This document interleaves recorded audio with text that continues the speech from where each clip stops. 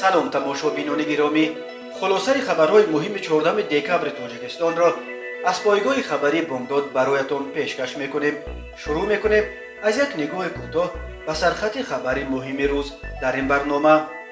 پامیر دیلی نیوز: مذاکرات در خورخ دچار بمب شد. گروه 44 از همکاری با وزارت کارهای داخله و کمیته دولتی امنیت ملی دست کشید.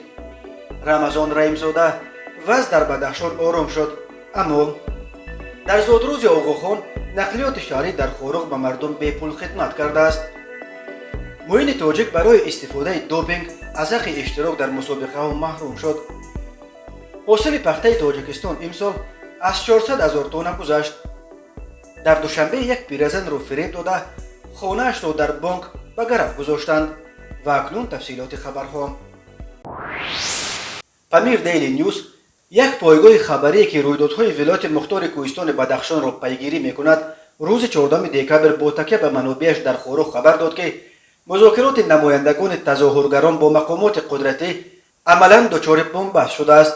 بنا به اطلاع منبع نشریه، روز 13 دکبر ملاقات نمایندگان کمیسیون مشترک تحقیق مرگ گلبدین زیوبکوف با رئیس کمیته دولتی امنیت ملی تاجیکستان سیمومین یتیموف دایر شده است، ولی در این ملاقات طرفها به توافق رسیدن نتوانستند.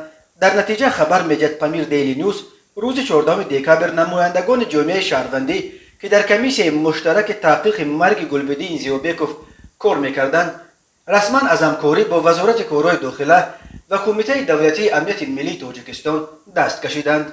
آنها گفتند که از این به بعد فقط با پروکراتور کار می‌کنند. مقامات رسمی کمیته دولتی امنیت ملی و دیگر نهادهای دولتی این خبر را تا حال شرح ندادند. گروه 44 یا کمیسیون 44 در پایان ماه نوامبر از جانب اعتراضگران خورخ برای مذاکرات با مقامات تشکیل شده بود. اعتراضهایی که در خورخ 25 نوامبر سر شده، 3 کشته و 16 زخمی از طرف ساکنان بدخشان و 12 زخمی از بین کارمندان مقامات قدرتی باقی گذاشت. روز 28 نوامبر در پی چند طلب اعتراضگران را قبول کردن مقامات به انجام رسید. مقامات از جمله راضی شدند که قضیه مرگ زیوبکوف را همراه با نمایندگان جامعه شهروندی تحقیق کرده یگان نفر را برای اشتراک در اعتراضها به جوابگری نکشند و علاقه موبیلی و اینترنت را در خورخ و اطراف آن برقرار کنند. اما با گذشت بیش از 2 هفته تا حال هیچ کدام از این وعده ها اجرا نشده است. علاقه موبیلی تنها قسما برقرار کرده شده، اینترنت تنها در بانک ها و اداره های دولتی داده می شود و برخلاف وعده کسی را به جوابگری نکشیدن مقامات قدرتی علاقه چند دفعه به لیدران گروه های جنایی پیام فرستادند که با اختیار خود به مقامات حاضر شده از جمله درباره نقشهشان در اعتراضهای اخیر بیان نمودند، وگرنه نسبت آنها نیز چاره‌های قاطعانه اندیشیده خواهد شد. وزیر کارهای داخلی تاجیکستان رمضان رحیمزاده روز 13 دکبر در خورخ در جلسه جنبست 11 ماه فعالیت مقامات ملی ولایت مختار کوهستان بدخشان گفت: با تلاش و کوشش‌های کارمندان مقامات حفظ حقوق وضع امروز در ولایت به اعتدال آمده، مردم به کار و زندگی مشغول هستند. ولی پامیر دیلی نیوز نوشته است که ترتیبات در خورخ پیش از همه با کمک گروه 44 برقرار کرده شد.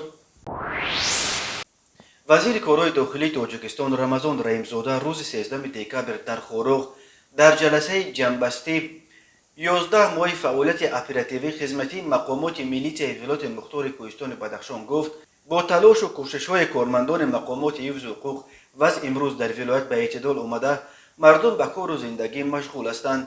به عقیده ژنرال پالکوونیک رحیمزاده، ولایت مختار کوهستان بدخشان در پرتو دستگیری و غمخوری‌های پرزیدنت امامعلی رحمان سال سال رشد و ترقی یافته ایستاده است، اما رهبران و اعضایان گروه‌های متشکل جنایتی با صادر نمودن جنایت‌ها از قبیل معاملات غیر قانونی واسطه‌های نشأه‌دار، قاچاق سلاح و سنگ‌های قیمت‌بها وضعیت جامعه را در شهر خورخ ناآرام ساخته، به این عمل‌های جنایتکارانه خود نابالغان و جوانان را جلب کرده ایستادند. در این باره سامانه رسمی وزارت کارهای داخلی تاجیکستان خبر داد. بنا به این منبع در این جلسه جنبستی در خورخ سردار ریاست کارهای داخلی ولایت مختار کوهستان بدخشان ژنرال مایور رستم میرزامرادزاده درباره نتیجه‌های فعالیت خدمتی در سمت‌های حفظ ترتیبات جمعیتی، پیشگیری حقوق ویرانکنی‌ها در بین نابالغان و جوانان، بازرسی دولتی اتومبیلی، مبارزه با معاملات غیر قانونی، واسطه‌های نشدار و سمت‌های دیگر فعالیت میلیسیای ولایت حساب بوده است. این جلسه جنبسته مقامات میلیسیای بدخشان در حال دایر شد که در پایان ماه نوامبر ولایت به موج نو اعتراضها روبرو شد. هنگام عملیات بازداشت کشته شدن دو ساکن دیهه تقدیم نویه روشقلعه سبب شد که روز 25 نوامبر 100 نفر اعتراضگران جسدهای کشته شدگان در روی دست در کوچه‌های شهر خوروغ مرکز مأموری ولایت مختار کوهستان بدخشان راهپیمایی کرده در آخر در میدان نزد بنای حکومت ولایت با طلب به جوابگاری کشاندن گناهکاران مرگ گلبدین زیوربکوف و توتیشو امیرشویف را طلب کردند. اعتراضات در خوروغ 4 روز تا شام 28 نوامبر دوام کرد و در جریان ناآرامی‌ها در عموم 3 ساکن بدخشان کشته و دست کم 16 کس زخمی شدند. اعتراضگران شام 28 نوامبر در پی مذاکرات طولانی مقامات با نمایندگان تظاهرگران و پذیرفتن چند طلبهای آنها به انجام رسید. مقامات از جمله راضی شدند که قضیه مرگ ساکنان بدخشان را زیر نظارت نمایندگان اعتراضگران تفتیش کرده کسی را برای اشتراک در اعتراضهای روزهای 25 و 26 نوامبر به جوابگری نکشند. برای تحقیق حادثه‌های اخیر تحت رهبری دادستان کل تاجیکستان یوسف رحمان یک گروه مخصوص عبارت از 20 نماینده مقامات و 6 نماینده جامعه شهروندی تأسیس داده شده. یوسف رحمان، رمضان رحیمزاده اینچنین سیمامین یتیموف اینک تقریبا 2 هفته باز در خوروغ قرار دارند. روز 13 دکامبر به مناسبت زادروز 85 امام اسماعیلیان جهان شاهزاده کریم آقاخان چهار رانندگان نقلیات جمعیتی در شهر خوروغ مرکز مأموری ولایت مختار کوهستان بدخشان به ساکنان بی پول خدمت کردند. مظفر امامداد در فیسبوک خبر داد که امسال نه فقط رانندگان مرشروطکه و بلکه حتی رانندگان تاکسی نیز از مشتریان پول نگرفتند. هر سال در زادروز آقاخان روز به تخت نشستنش و همچنین در روز بار اول از بدخشان تاجیکستان بازدید کردن او رانندگان مرشروطکه و در خوروغ به مردم بی پول خدمت میرسانند. چند سال پیش همه را رفتار یک عرابه‌کش بازار خوروغ که نیز به شرف جشن وزیر امام در عرابه‌اش خدمت رسانی بی پول نوشته بود همه را آنچنان به وجد آورد که برایش حساب خیریه گشوده مبلغ بزرگ جمع آوردند. روز 13 دکامبر شاهزاده کریم آقاخان چهار رهبر اسماعیلیان جهان به سن مبارک 85 رسید. آقاخان چهارم سال 1957 اینک 64 سال باز رهبری اسماعیلیان دنیا را بر دوش دارد و یکی از پرنفوذترین شخصیت‌های جهان اسلام در عرصه دینی و سیاسی دنیای امروزه اعتراف شده است. 4 سال پیش سازمان ملل متحد جایزه سالانه پیشوای جهان را به 3 شخصیت و 2 سازمان از جمله به شاهزاده کریم آقاخان چهارم سپرد و او را یکی از چمپیون‌های رقم 1 در راه اصلاح جهان امروزه عنوان کرده بود.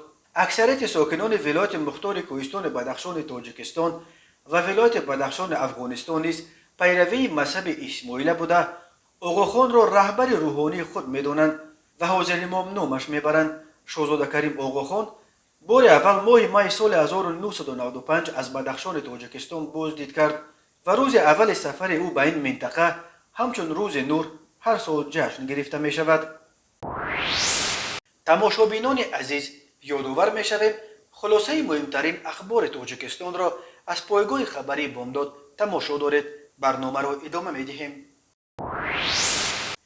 کمیسیون ورزشی ایالات نوادا آمریکا دو رزمنده جنگ‌های بدون قاعده MMA از جمله ورزشگر 26 ساله از تاجیکستان معین غفورов را از حق اشتراک در مسابقه محروم کرد چون که نتیجه های تشخیص دوپینگ هر دو در ماه سپتامبر نتیجه مثبت دادند. در این باره روز 14 دکامبر سامانه رسمی MMA خبر داد معین غفورov معروف با لقب معین تاجیک و ورزشگر 29 ساله لهستانی لوکاش برژسکی 7 سپتامبر سال جاری در رقابت‌های نهایی سلسله داناویت متناسباً با چاد انهلگر از کانادا و دیلان پورتر از امریکا قوه‌آزمایی کردند. در صورت پیروزی معین میتوانست نخستین رزمنده تاجیک در UFC بشود و با داناویت قرارداد بندد ولی او از رقیب کاناداییش شکست خورد و به این آرزویش رسیدن نتوانست. لوکاش برژسکی بر دیلان پورتر غالب آمد و با UFC قرارداد هم بست ولی بعد این ماجرای دوپینگ پیروزی او را بیکار و خودش را برای 9 ماه یعنی تا ماه ایول سال 2022 از حق اشتراک در مسابقه ها محروم کردند. معین تاجک برای نیم سال یعنی تا ماه مارت سال 2022 نمیتواند در مسابقه ها اشتراک کند. کمیسیای ورزشی نوادا معین تاجک و برژنسکی را همچنین به مبلغ $750 جریمه هم بست. وزارت کشاورزی تاجیکستان خبر داد که تا دوم دکامبر سال 2021 در جمهوری 405,911 تن پخته جمع‌آوری کردند. امسال در تاجیکستان در میدان 173,945 گکتار پخته کشت کرده بودند. به این ترتیب به حساب میانه از هر گکتار 23.3 سنتنر حاصل جمع‌آوری شده است. بنا به آمار رسمی وزارت کشاورزی در ولایت ختلان از 121,236 گکتار میدان کشت پخته 276,832 تن حاصل به دست آوردند که این قریب 70% از جمع پخته امسال در تمام جمهوری جمع آورده را تشکیل می‌دهد. کشاورزان ولایت سوخت امسال در میدان 49,679 گکتار زمین پخته کشت کرده 122,654 تن حاصل غن داشتند. 6,409 تن حاصل باقی مانده پخته را از 3,007 گکتار میدان کشت خواجگی‌های دهقانی نوعه تابع جمهوری سپردند و اما در جریان موسم پخته‌چینی برخی ساکنان وادی وخش ولایت ختلان شکایت کرده بودند که مقامات محلی با مقصد بلند نشان دادن دستاوردهای خود خواجگی‌هایی را که امسال پخته کشت نکرده بودند مجبور کرده ایستادند که از کارخانه‌های کارکرد پخته سند سپردن حاصل پخته بیارند. به گفته ساکنان کارخانه‌های پخته برای سند هر تن پخته تا 200 سومونی میگیرند و برایشان اصلا فرق ندارد که خواجگی دهقانی پخته کشت است یا نه. در دوران شوروی پخته محصولات اساسی تاجیکستان به شمار میرفت و آن را طلای سفید هم مینامیدند. در آن دوران تاجیکستان هر سال تا 1,000,000 تن پخته جمع می آورد. سالهای آخر در تاجیکستان سالانه تا 300,000 تن پخته جمع می آوردند. سال 2020 بار اول نقشه سالانه پخته را از حد 400,000 تن بالا بردند. و حالا یک مرور کوتاه به اخبار کریمینالی و حادثه‌های ناخوش روز.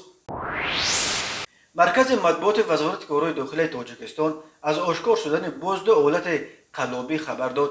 از جمله مرد 45 ساله ساکن پایتخت با عریضه مراجعت نموده است که ماه آگوست سال 2017 مرد 43 ساله ساکن شهر دوشنبه با راه فریب به باوریش در آمده از او یک چند مرتبه به مبلغ $38,000 آمریکایی مسئله ساختمانی برای تجارت گرفته وعده داده است که در مدت کوتاه مبلغش را برمیگرداند، اما تا حال مبلغش را برنگردانیده است. همچنین به شعبه وزارت کارهای داخلی یک در نوع شامنصور با عریضه زن 75 ساله ساکن پایتخت مراجعت نموده است که مرد 65 ساله ساکن شهر دوشنبه با راه فریب به باوریش در آمده خانه استقامتیش واقع در شهر دوشنبه را در بانک به مبلغ $9,000 آمریکایی به گرفت گذاشته وعده داده است که مبلغ‌های گرفته‌اش را در مدت 1 سال برمیگرداند، اما آن مرد مبلغ گرفته را به منفعت شخصیش صرف نموده تا حال برنگردانیده است. باید به حالت‌های مذکور تفتیشات ادامه دارد. تماشابینان عزیز و گرامی، این بود مرور به خلاصه چند خبر مهم امروز تاجیکستان. خبر و گزارش‌های بیشتر از تاجیکستان و درباره تاجیکستان و اطراف آن را در سامانه پایگاه خبری بامداد در این نشانه پیگیری نمایید: www.bomdad.com. خوش باشید.